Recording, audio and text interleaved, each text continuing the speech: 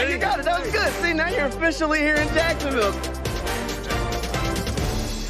All right, QB1 and Coach P kicking things off for draft night in Duval. We're going to give you a live look across the St. Johns River at TIAA Bank Field and Daly's Place. This is where fans and all of Jags Nation are eagerly waiting to see who the team takes with the first overall pick in the 2022 draft. For the second straight year, as you know, the Jaguars have been on the clock, well, since the season ended. And that's all in the past. The future is now. So hello again. Thank you for joining us here on News4JAGS Plus and News4JAGS.com for what we hope is the beginning of a new era in Jaguars football. Joy, we've been saying that a lot lately around these parts, right? You know, Kent, it seems like the Jags have been rebuilding mode as long as downtown Jacksonville has, but a new head coach and a new front office power structure have given fans this new hope, even if it's just a little bit. We're excited to bring this special digital broadcast to you tonight. While the Jags make franchise history, we are making a little Channel 4 history. Yeah, this is the first time that we've done digital-only coverage of a major event like that. So that means that this is commercial-free. The fun doesn't stop until that first pick is made. So if the team trades down past the top 3 spots, then we'll step away, we'll take a breather, we'll reset, and then we will return to our digital broadcast, if you will, when the pick, just before that pick, when the Jags are going to be up, so that you can find out who the team selects right along with us. And part of the hope that we have tonight, we were just talking about a moment ago, is the team, once again, having that first overall pick in the draft. Unfortunately, that's because the Jags had the worst record in the league for the second straight year. But that also means they get to dictate terms to the rest of the league. I like that perspective. Right? That's a rose-colored view right there. Yes, they can choose to take the player they believe can most help them, or they can trade that pick for more picks to help really reshape the entire roster. So tonight, the Jags join a club nobody really wants to be a part of. They're going to be the 4th franchise to select first overall in back-to-back drafts. Yeah, last year that first pick was used to take Clemson quarterback Trevor Lawrence. He had a decent rookie season, if you will. The question remains, whose name will be called first this year? The first team to go back-to-back in the draft was the Tampa Bay Buccaneers. It was their inaugural season, 1976. They selected Leroy Selman, who became a Hall of Famer. And then the next year they selected first again. They went with running back Ricky Bell. So the Bucs double-dipped again a decade later. They took Heisman Trophy winner Bo Jackson in 1986. And the next season, they picked another Heisman winner, quarterback Vinny Testaverde from Miami. Yeah, amazing story about Bo Jackson, by the way. He never played a down for Tampa Bay. Check out his Wikipedia page, and you'll find out why.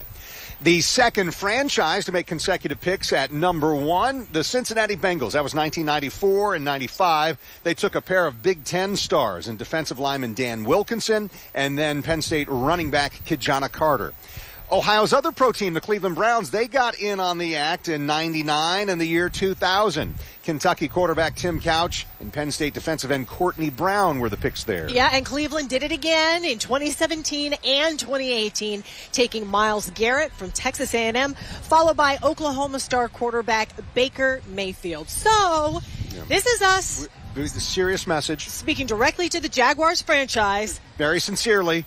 Don't be the first team in history to be number 1 3 years in a row. We don't want that kind of record at all. The man in charge of keeping that from happening just spoke to fans here at the Jaguars draft party at Daly's Place just back in February when Doug Pederson was announced as the 7th permanent head coach in team history. Yeah, do you remember how it really seemed like it took the team forever just to nail down their choice to replace Urban Meyer? That means Pederson and his staff have only had about 3 months to figure out which player they want to pick, happening in just a few minutes. So here's what he and a few of his players said to fans right behind us. This is exciting. It's a great way to kick off the 2022 NFL season. Obviously right here in Jacksonville, we're excited for this weekend. We're excited for this pick tonight, and we're just looking forward to, getting going. We just got done with our players here the last couple of days and just looking forward to adding more talent. And it's been a wild couple of months. At times it feels like you just got hired last week, and at times it feels like you've been here forever. How have you prepared for this moment and what has gone on these past couple of months? Yeah, you know, it's been really good. You know, the last 3 or 4 months that I've been here, obviously it's not my first rodeo. I had a chance to do this before and win a championship, and that's what we plan on doing here in Jacksonville.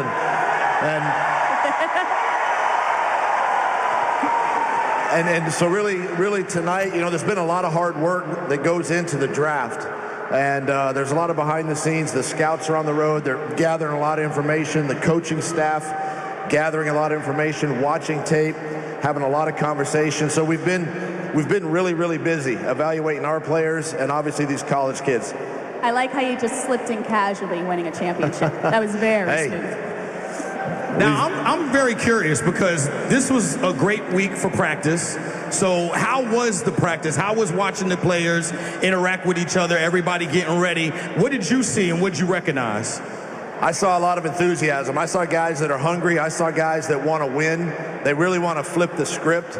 You know, we talk a lot about commitment. We talk a lot about communication and trust and all those things that it takes to build, you know, a football team and a championship football team. And we saw it here the last 3 days out on the field. And building for this draft, we joked last year prepping was a little easy because we basically knew who the pick would be. They didn't tell us, but we just assumed. This year's a little different. There's a lot of directions the Jaguars can go. I assume you know now who the Jaguars are picking #1 overall. But how hard was that when there were a couple options that the Jags could take? You know, every year there's a lot of really talented players at the top of the draft. Whether it be a quarterback, a receiver, an offensive lineman, you look at the defensive line, you look at the secondary, you know, and this year it's kind of spread out. You know, there may not be that quarterback, and we're so thankful we got our quarterback last year in Trevor Lawrence. Yeah.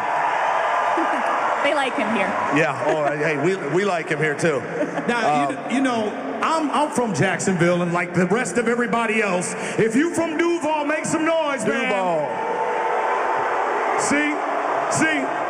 So I need to know, what do you need from us this year as fans? You know, I'm gonna tell you something. What do we need from the fans? Well, we need to fill this stadium right behind us every Sunday, and then we have to take that show on the road. And every opposing stadium that we're in, we have to be the dominant fan base in those cities. And I know Jacksonville has a great coalition of fans around the country, and obviously in London as well. And you know, but filling this stadium right here on game day and supporting those players just like you do every year, that's what we need from you. And we need to be loud when our opponents are on the field, and just looking to, you know, really get this thing started later on, you know, this summer and on to training camp. Coach, we got a couple more for you. I remember back at the Combine, you were mentioning how you wanted it to happen where good players in Jacksonville stayed in Jacksonville. Josh Allen, his 5th-year option, signing today. Why is that so important to you? Why do you want to make that happen? You know, he's a great player, and we're so excited to extend him and have his 5th year. I truly believe, and I think this is where Trent and I are on the same page and the organization. When we draft guys, we want them to stay here forever. We want to finish their career right here in Jacksonville, and so we want to get them to their 2nd contract.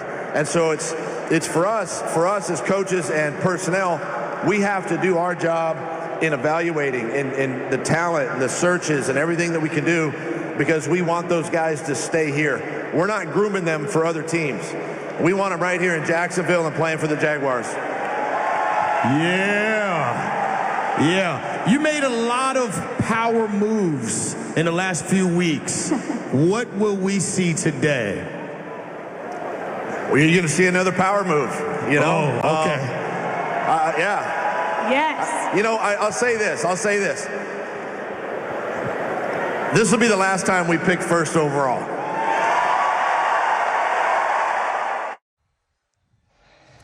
So we're monitoring things for you in Las Vegas. The NFL commissioner has announced the opening of the draft. The Jaguars are coming up to be officially on the clock, as we have been since the end of the last regular season. Yes, and our News4JAGS team is spread out all across the bank and Daly's Place for this draft party. Scott Johnson is checking in with fans to see which players they want the Jags to pick. We start, however, with the prognosticators, our sports experts, the gurus of gridiron pigskin prognosticators. We're talking about Culpepper and Jamal St. Cyr. And gentlemen, months of build-up. Some of the cards were revealed yesterday when the Jaguars signed offensive tackle Cam Robinson to a 3-year extension. I told you what I think's going to happen, but what do I know? Fellas, who's it going to be? It's the great question, and it's the question that all of the fans here want to see answered here very shortly.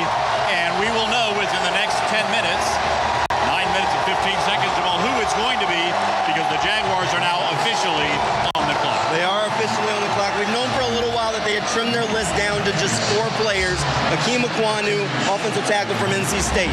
Evan Neal, offensive tackle from Alabama. We probably can take both of those off our list thanks to that Cam Robinson deal, which really narrowed our list down to 2 guys, Aiden Hutchinson and Trayvon Walker. Yeah, both pass rushers, guys who get after the quarterback.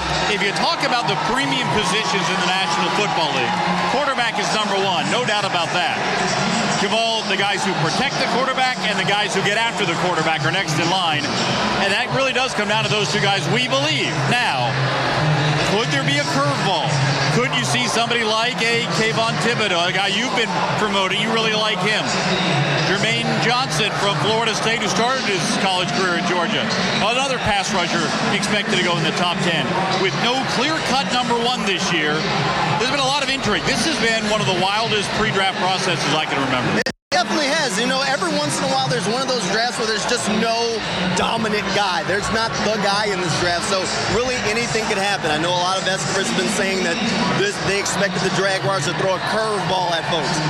I'm not expecting a curveball. I think we've kind of narrowed it down to this point where a lot of people have kind of figured out that where there was smoke, there is some fire, and we might know what the team's going to do here. You could say the curveball came early when Trayvon Walker started rising up those draft boards. People said of Trayvon Walker, he hasn't gotten the kind of sack productivity that Aiden Hutchinson has. One part of that argument is that he wasn't asked to do that specifically at Georgia. They changed what they wanted to do defensively.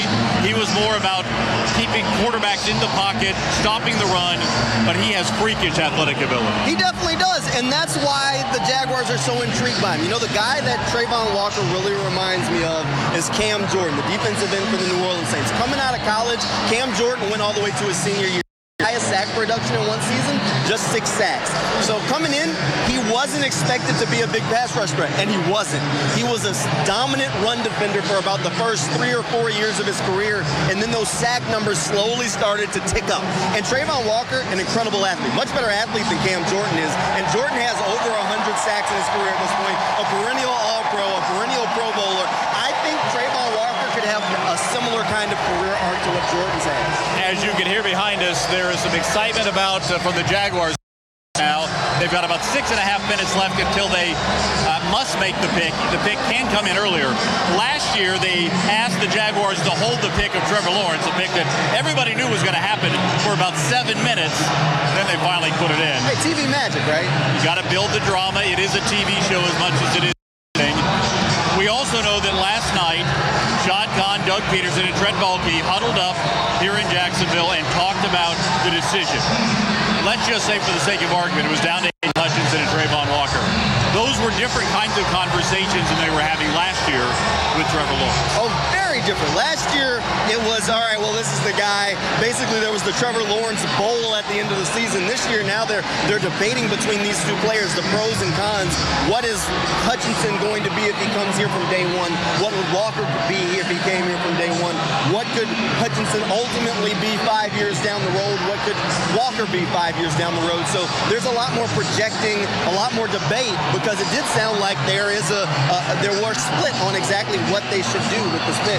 Well, and we do know that the Jaguars will be picking first for the 2nd straight year. The expectation is that it's defensive end. We'll see what happens in the 2nd round as well. Remember, the Jaguars have the first pick of the 2nd round. That comes tomorrow. Small chance that the Jaguars could trade back into the 1st round, potentially, but we're going to be waiting. We're just minutes away from the Jaguars taking the first pick.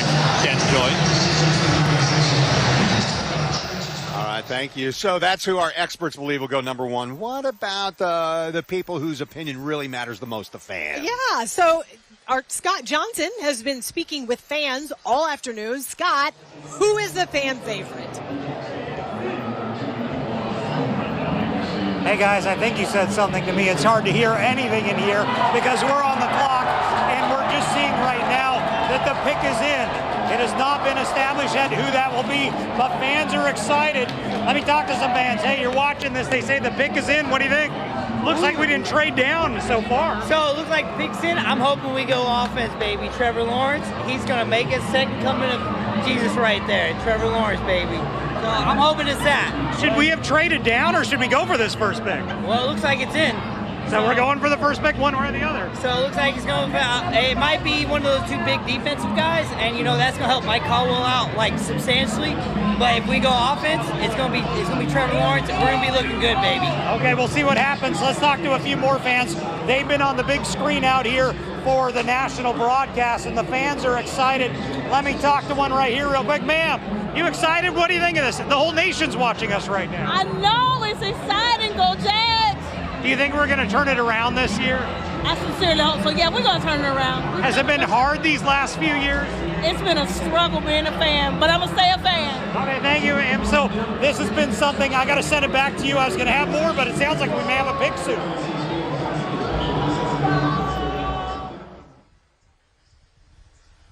All right.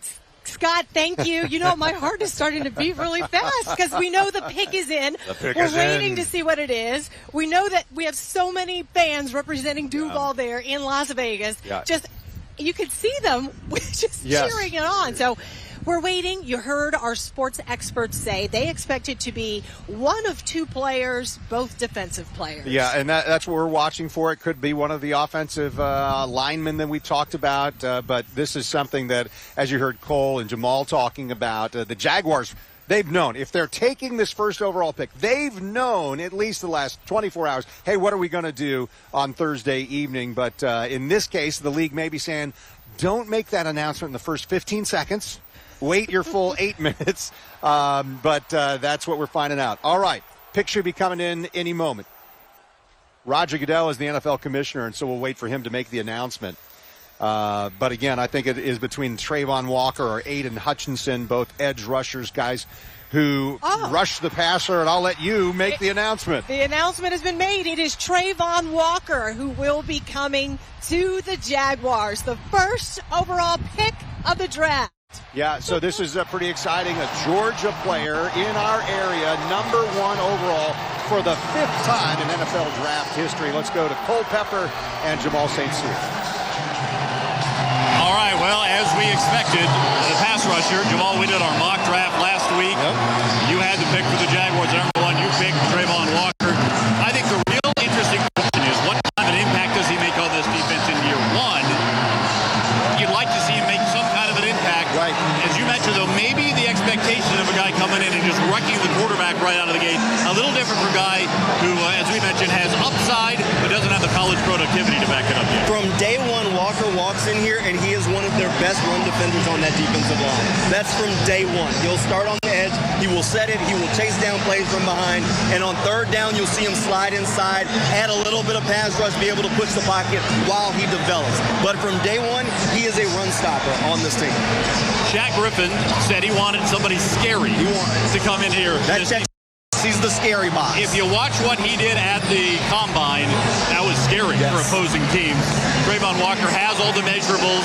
He has the size, speed, quickness, strength, leaping ability, you name it. He made a bunch of big plays on that Georgia defense. A lot of them, though, weren't necessarily the kind of plays that would show up as a sack.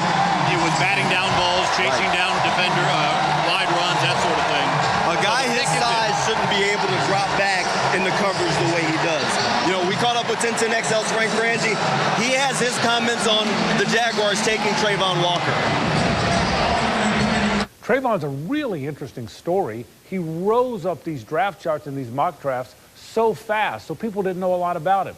He didn't have a lot of sacks. He took on a lot of blockers. He's a little bit of a different guy than Hutchinson. He's a guy that's not going to play in space. He's going to be an end or he's going to be a tackle in nickel. I think he's going to play both of those spots. Very physical player, comes from a military family, yes sir, no sir guy. Met with about 12 teams. They all fell in love with the guy. A lot of upside. Not a lot of productivity yet as a college player, but boy, he's got all the traits. Going to play really hard. I like Trayvon Walker. I like the pick. All right, there are the comments from Frank Frangie. I will also point out that the Jaguars used the first pick of the second round last year on a Georgia Bulldog, Tyson Campbell. Don't be surprised if the Jaguars wind up drafting another Georgia Bulldog later in this draft. There are a lot of them out there as well. Kenton Joy, as we expected, defensive end Trayvon Walker is the pick. Now the Jaguars will sit and watch the rest of the first round play out. Now the work begins to make sure it's justified to have taken him first overall. But some of those measurables that they talk about, this guy's 6'5", 272 pounds, but he runs a 40-yard dash in 4.5 seconds. He can move. He's an athlete and certainly somebody that the Jaguars see as being foundational to their team and their defense. And not only is he a great player, you know, so many other suitors wanted him to come to their college to play, and he decided to stay in Georgia. So he's familiar with Georgia, with our area, yeah. So you know he's going to have a heart for the Jaguars. Hometown as well. guy from Exactly. Thomaston, Georgia. Yeah, it's pretty cool. So that'll be exciting for him to just be home. So what do the fans think? Yeah. Where Scott Johnson is, Scott? Well, we'll find out. They were cheering big time here a few minutes ago. What do you think of this? They went defense. So I like defense, but it's a little bit of a surprise in my mind. Why is it a surprise? Because I thought that guy would have went over the top guy that went in there just because of exposure and how strong Georgia was. But SEC is definitely better than Michigan. So what do you think of it? I like Walker. He played in the SEC. The SEC's toughest division in college football. Do you think going defense was smart, being that last year was quarterback? I don't know if it was smart or not. I would have liked to see some offensive line help, but I like this guy. Thank you, gentlemen. I appreciate it. Let's talk to a few more. It is exciting in here. They were cheering every time Jacksonville was on national. You say you're a diehard. Jaguars went defense. What do you think of that? Do you have faith in this pick? I do have faith in this pick. I think we're starting strong. This is exactly what we need for a good Super Bowl season. Super Bowl? Do you think that's realistic? It will be. We have faith. You got to have faith? Well, that's good to know. So fans are excited. There was a lot of cheering. I do want to point out, a lot of people started leaving. It's still very packed in here, but it looks like all eyes were on that number one pick. That's what the locals wanted to see. Trayvon Walker was the big story. That's why a lot of people flooded out. The second pick, they'll probably watch on TV, but many people are sticking around. Chris, see if you can sweep across and show this crowd at a distance. It is packed in here. So last year it was in the stadium, very spread out. Now it's packed in Daly's place. But a lot of people were here for that number one pick. It's Trayvon Walker, and there is excitement and, of course, debate that we went defense with an SEC guy from Georgia. We're going to send it back to you guys in the much quieter part of the stadium. Yeah. It is a little bit quieter over here on the east side of the stadium, that's for sure. You know, this is pretty cool. One of the things that you're accustomed to seeing is the first overall draft. These guys who are taken first, they walk out on stage, the commissioner greets them. That didn't happen for Trayvon Walker. He said he didn't want to be there in Las Vegas with just some of his family. He's got 70 people together, more than 70 guests with him, enjoying the moment. They're at the Omni Hotel at Battery Atlanta tonight. Because he wanted more people there to celebrate wherever he went. Maybe he knew he'd be the first overall pick, but he is enjoying the celebration, I'm sure, right now, this moment. And you know what? He might think he's going to get a warm welcome. He has no idea. Yeah. How welcoming Get ready. local fans are going to be to welcome a local here to play in the NFL. Folks, we want to thank you again for joining us during this special digital coverage of Draft Night in Duval. But our coverage does not end here. Yeah, we're going to have a reaction from head coach Doug Pederson and the Jaguars front office. We'll have that tonight on the 10 o'clock news and News4JAGS at 11. Yeah, so make sure you stick around for that. Cole and Jamal will have their takes on a look at the rest of the draft on News4JAGS News4JAGS.com/Jaguars. And Frank Frangie, he's going to be live on the morning show starting at 7 a.m. with his thoughts on tonight's big pick and where the team goes next. Yeah, this has been a pleasure, a lot of fun for us, and we thank you so much for watching on News4JAGS Plus or News4JAGS.com. Good night.